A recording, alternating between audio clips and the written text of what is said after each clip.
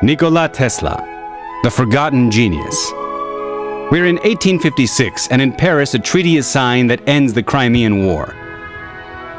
The first conflict in history covered by photographic journalists. It's the year a young and brilliant Sigmund Freud enters the limelight with his psychoanalysis. The same year a tender creature is born in what is now Croatia, a baby that will become a man who, unbeknownst to him or to his fellow man, will become the anonymous and forgotten contributor to some of the most important technological advances in modern times, Nikola Tesla.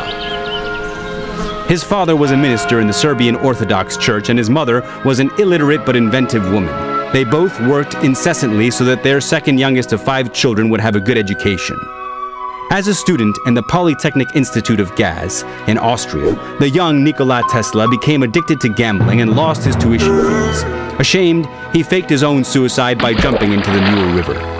Tesla never finished his studies or obtained a degree, but his professors would always recognize his brilliant mind and his enormous capacity for long and incredibly difficult uninterrupted work sessions.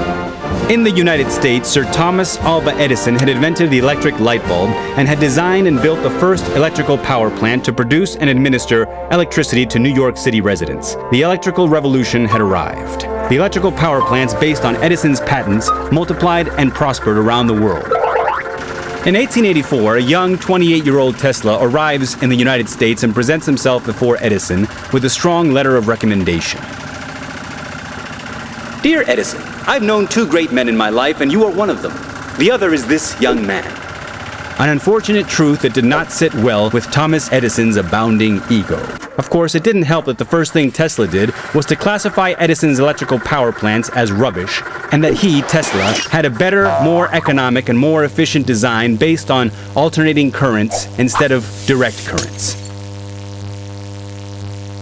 But Edison wasn't about to change his DC power for AC power. He had already invested too much time and money and wanted to see some returns.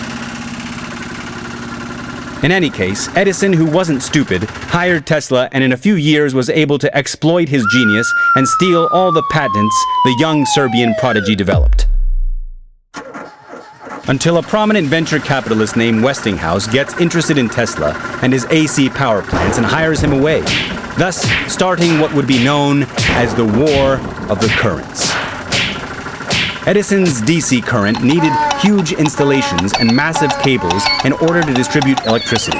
Also, a large part of the electricity was dissipated between power plant and power plant. The alternate current designed by Tesla allowed for a more efficient transport over huge distances using high-tension cables. It was also much cheaper. And because in this kind of war, punching below the belt is simply a thing of strategy, Edison created a perverse campaign against the benevolent Nikola, turning public opinion against his AC current. Topsy the elephant didn't live to tell the tale, but humanity gained a grand new invention: the electric chair! When the Niagara Falls Electric Company commissioned Westinghouse to develop their system of electrical distribution, the war was over. Tesla had won.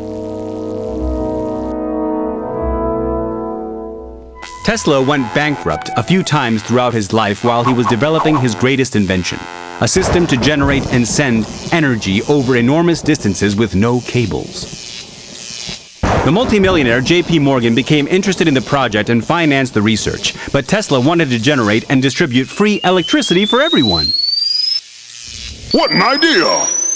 Naturally, J.P. Morgan withdrew his funding. Tesla researched X-rays and their applications to the medical world. He designed a primitive radar. He built a remote-controlled boat that was operated by electromagnetic waves and designed a vertical lift airplane. He also invented fluorescent lighting and a device that transmitted sound without cables. A device that would end up being called the radio, and which was patented by the Italian Guillermo Marconi, who would later receive the Nobel Prize for his invention. Even though Tesla's authorship of the radio was eventually recognized, public opinion is still associated with Marconi as the father of the radio. Future will reveal the truth and will put each one of us in our place based on our achievements. The present is theirs, but the future, for which I have worked all my life, is mine.